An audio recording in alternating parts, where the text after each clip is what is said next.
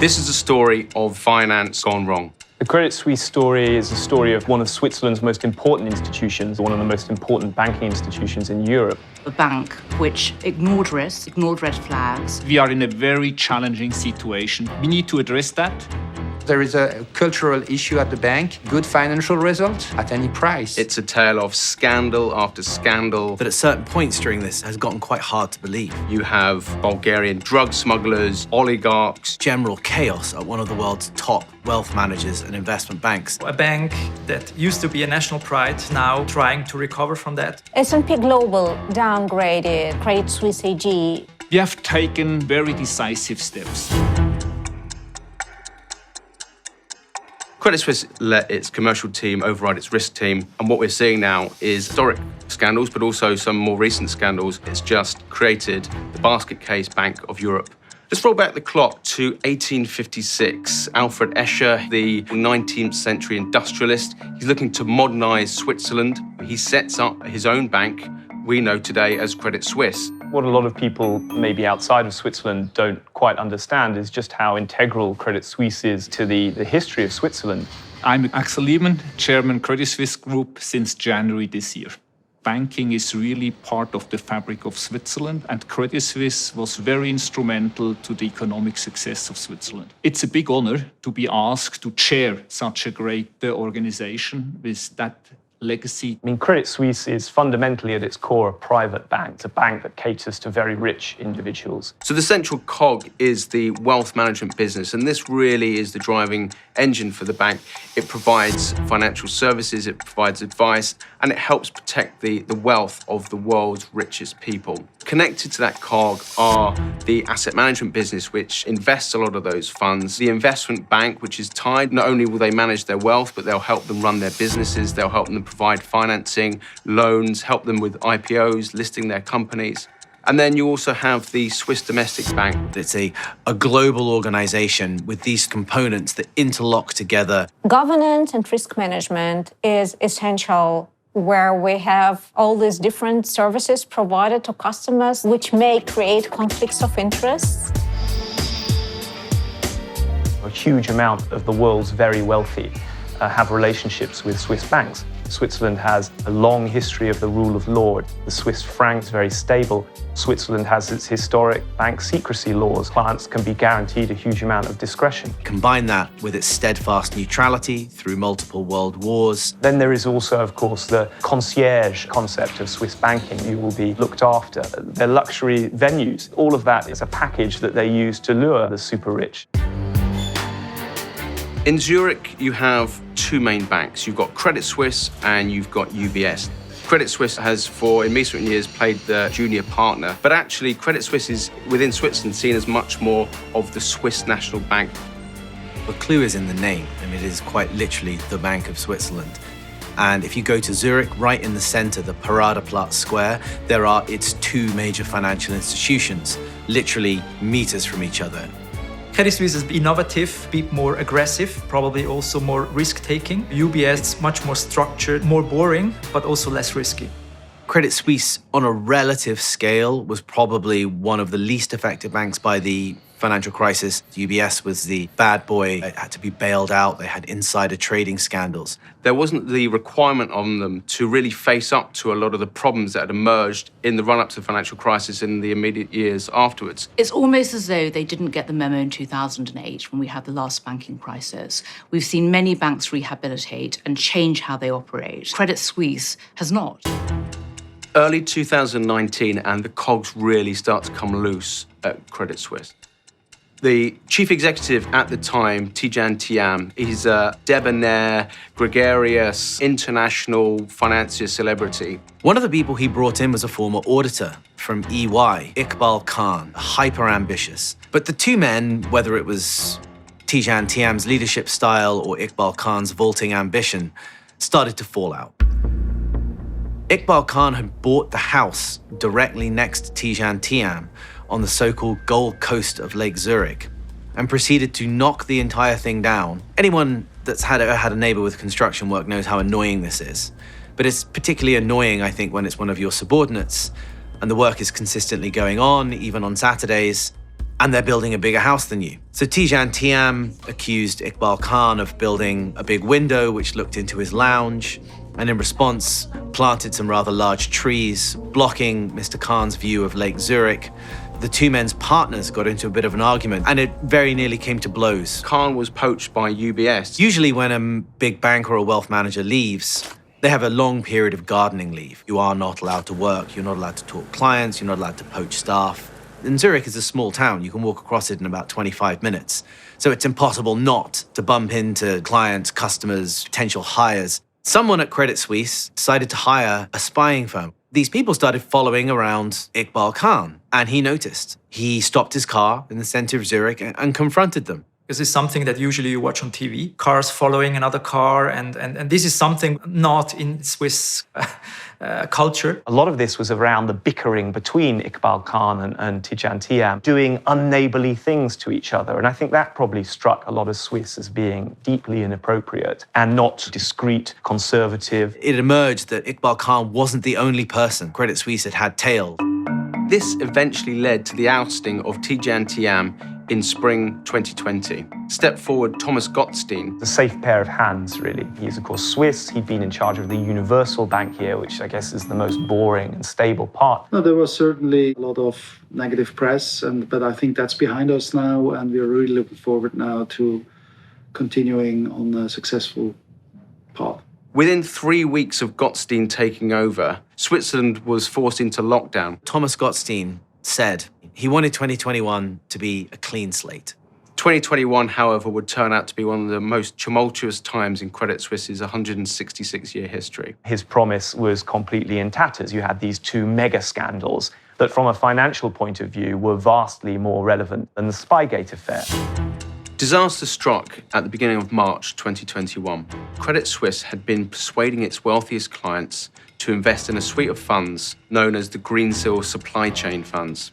Greensill was very heavily linked to an industrialist, Sanjeev Gupta, but also SoftBank, the huge Japanese technology/speculative investor.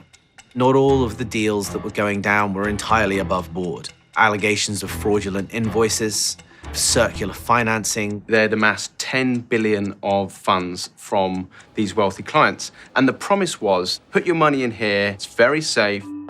Early 2021, all of the supply chain finance stuff around Lex Greensill, Sanjeev Gupta and SoftBank starts to unravel. The bonds that Credit Suisse investors had been persuaded by the wealth management unit to invest in were not going to get paid back. Something as prosaic as insurance policies coming to an end brought these funds to a staggering halt. That was a trigger to the collapse. Underlying that were investments in risky future receivables. They were investing on the bet that those monies would be paid over. And Credit Suisse was forced to suspend them, locking in $10 billion worth of their clients' assets and unleashing one of the biggest scandals in Credit Suisse's history. It's about 2.3 billion of this 10 billion is unaccounted for. We are acting on behalf of investors in Greensill who made their investment through Credit Suisse to recover losses suffered. It's not going to dip into its own reserves to pay the customers it missold to.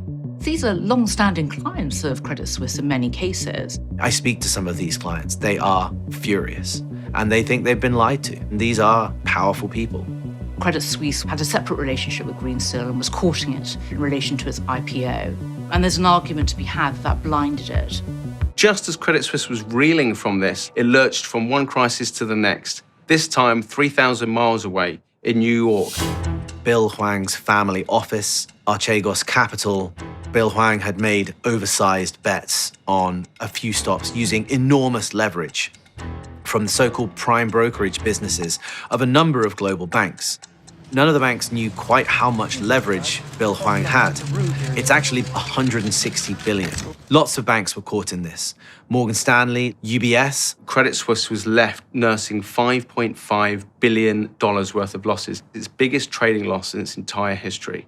It sent its share price tumbling. Regulators were pouring all over it. Its clients were preparing lawsuits against it. And this obviously raised all kinds of questions. How the bank's different cogs were fitting together. Bill Hwang was a wealth management client who had strong relationships with some of the bank's top executives from Asia.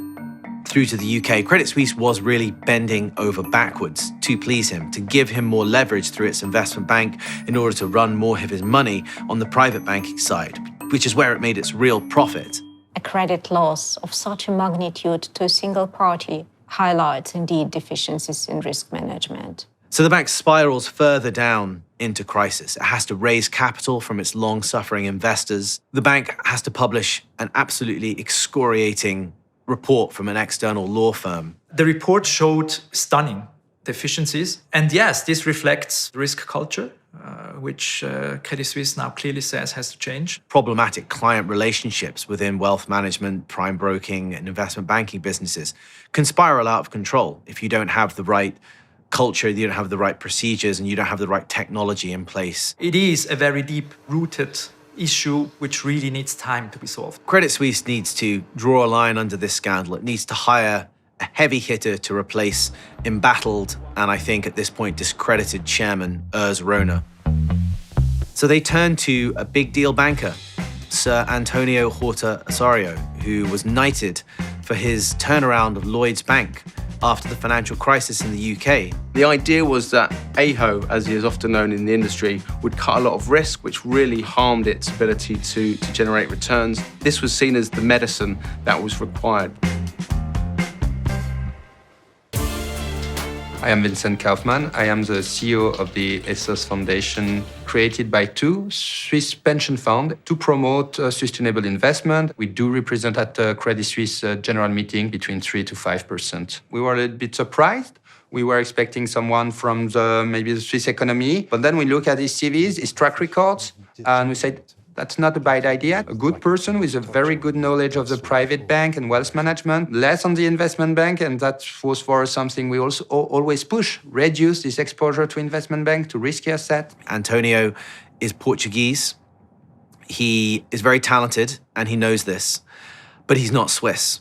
This can always be a problem, as Tidjane Thiam found out. Tidjane Thiam was criticized for being aloof, imperious, enjoying the jet-set lifestyle too much. And that was always going to be a danger for Horta Osorio. His downfall came about from a combination of his hubris, self-confidence, the way he alienated himself from his executives and his board, but also taking the company's private jets for his own personal uses.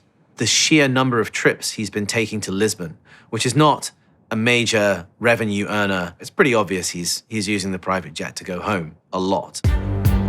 At the heart of the COVID lockdowns, he flew into London to attend on the same day the Wimbledon tennis finals, and that very evening watched England lose on penalties to Italy in the European Championship final. By doing so, he had contravened the UK's COVID rules. As a new chair, you want to change the culture. You have to be free of any scandals and reputational issues. When you start violating rules yourself, then we have a major issue. There was a kind of sense that here was yet another outsider being brought in to try and change or manage Credit Suisse, but who had moral failings. And ultimately he had to go. And the bank is back in crisis again.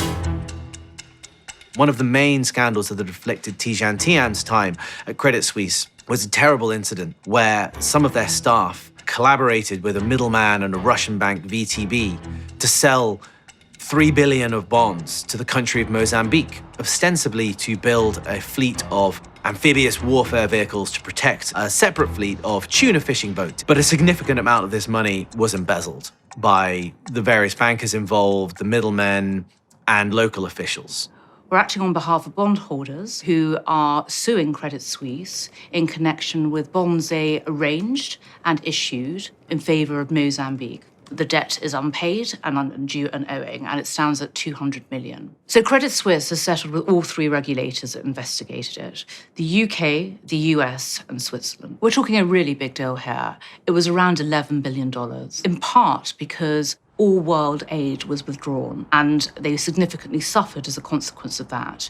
And $11 billion translates to around $400 per individual. So a country that was already struggling really struggled significantly as a consequence. 2022 has been a long way from the clean slate that Gottstein promised a year earlier. Beneath that very respectable service and all of those kind of marble lobbies and very smart entranceways, there have been a whole series of dubious dealings over the years. Credit Suisse has been in this long-running dispute over allegations that it helped a Bulgarian former wrestler run his international cocaine smuggling ring. Here was a case that was removing the cover so that we could see the kind of inner mechanics and the way that the bank had functioned over many years, and how risk management or anti-money laundering practices were really completely irrelevant. This was historic, of course, in 2004 and 2007. The details are shocking. Their due diligence for their clients is putting Bulgarian news articles into Google Translate and attempting to read them. What was really crucial was protecting the secrecy of clients, even to the point where headlines about assassinations, drug smuggling weren't enough to dissuade risk management from continuing to take money from those clients. And it just raises the question, how many other clients like this do they have? It looks like an emerging countries where there is absolutely no regulation, criminal involved, and money laundering at this level is it's unbelievable. Just as they're reeling from accidentally financing a cocaine smuggling ring, they get hit by another one of these global data leaks, so-called Swiss leaks, data dump. This detailed lots of cases where the bank had previously offered a sanctuary to dirty money flowing around the world from family members of kleptocrats and oligarchs, corrupt government officials and criminal organizations. Unwanted links to potential human trafficking, embezzlement. Credit Suisse confirmed 90% of those accounts are now closed since 2015. There is still 10% of the accounts which are still under scrutiny. So Ethos, at the General Meeting 2022, requested a special audit on this affair, Swiss leaks, and on the Green Seal affairs. Because of course the board is requesting internal investigation, but they pay the internal investigation and can decide what they want to publish or not publish. Because for the Green Seal case, they decided not to publish the investigation. The regulator here, FINMA, say that they take a very hard line, but crucially, it all goes on behind closed doors. It's very hard to get a sense of whether the Swiss are taking it seriously or not. They say, oh, don't worry, FINMA is doing its work. So as investors, shareholders, or stakeholders of the bank, we don't have any clue of what happened. A further blow comes. The former Prime Minister of Georgia has been suing Credit Suisse in the Caribbean. Bidzina Ivanishvili, a client of a rogue private banker who had fleeced a whole load of incredibly wealthy people out of their savings and funded a lavish lifestyle of Rolex watches and fast cars. Credit Suisse had always played the card that this was a rogue banker and nothing to do with them. And he wins. He wins a huge judgment against them, and the bank is suddenly booking a massive impairment, blowing a hole in its latest quarterly results. And to cap it all off, Credit Suisse is facing investigations from regulators in Switzerland and the US, looking at a deal it struck at the end of 2021, where it tried to pass on a whole load of risk it had taken on by loaning money to oligarchs and other ultra-rich customers when they were buying private jets and yachts. Boats and planes are obviously risky assets. They can be seized if you get onto a sanctions list. So Credit Suisse was trying to syndicate and sell the risk of financing some of these assets out to hedge funds. We published a story which sort of laid bare some of these transactions. Credit Suisse got a lot of flack from its clients on the back of that. Credit Suisse is obviously upset and sends out an order to all of their clients, all of the hedge funds they were trying to sell the risk to, asking them to destroy the documents. This was a fairly innovative debt deal, securitizing this debt and passing it on to investors who are willing to take on the risk. And it becomes misinterpreted by regulators as an attempt for them to destroy evidence. And now they have to explain to regulators in the US and Switzerland why they weren't attempting to cover up their business with sanctioned oligarchs.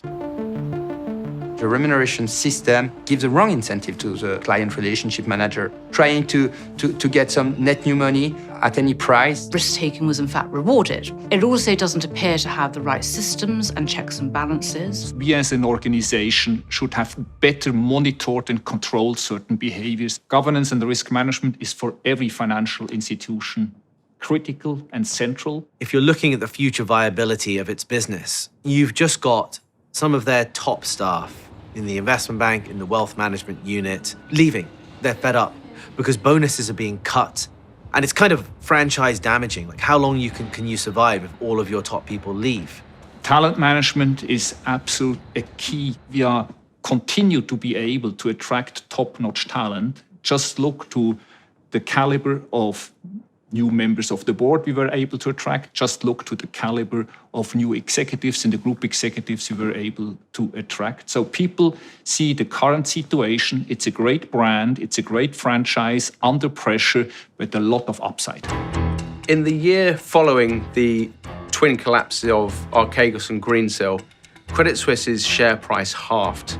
The bank said this is very much a transition year and the clock is ticking over whether the bank can come out of this storm unscathed. S&P Global has downgraded Credit Suisse AG to A from A+. Credit Suisse is likely to report depressed results, rundown of revenues from investment banking businesses that they exit, and the fruits of restructuring are still to come if it proves successful.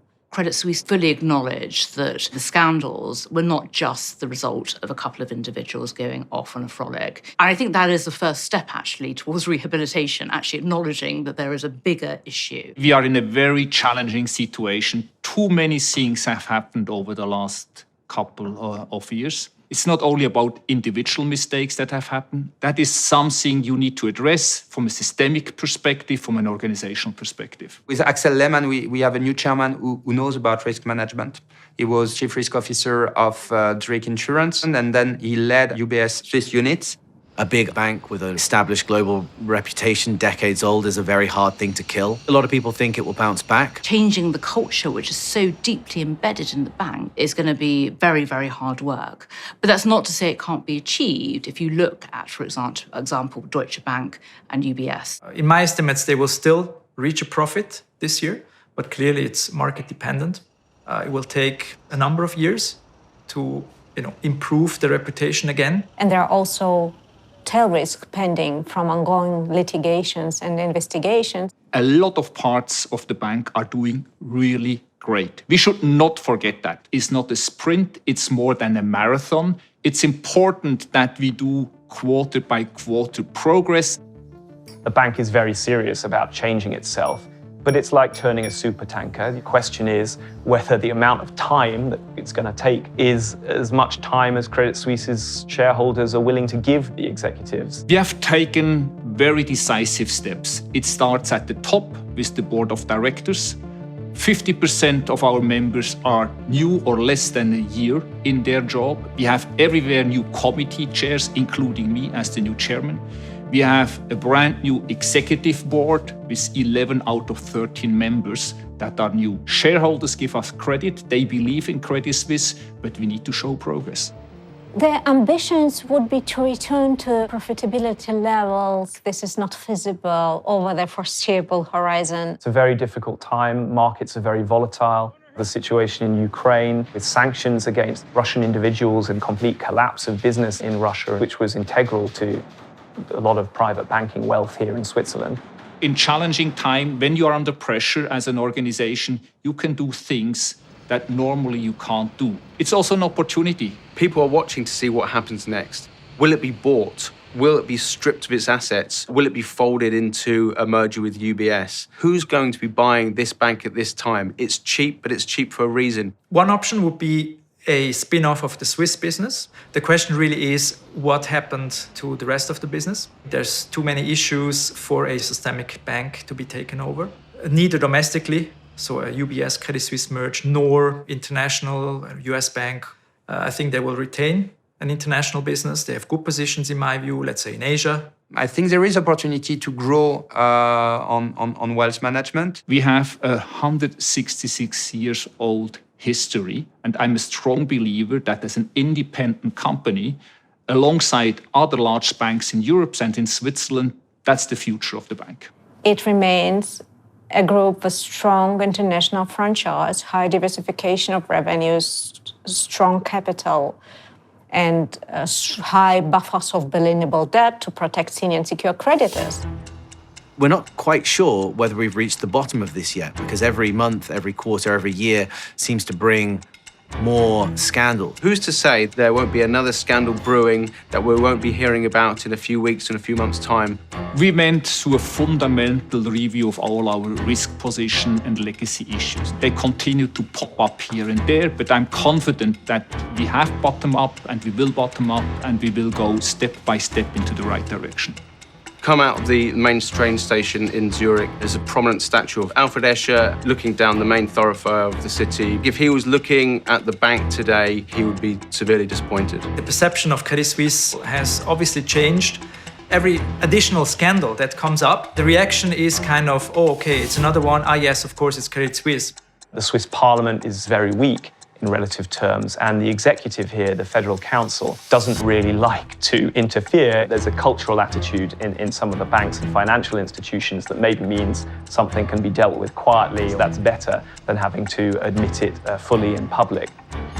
Problems end up sometimes getting stored up over time because they are not nipped in the bud. And so you have as venerable an institution as Credit Suisse having suddenly to admit this whole slew of scandals.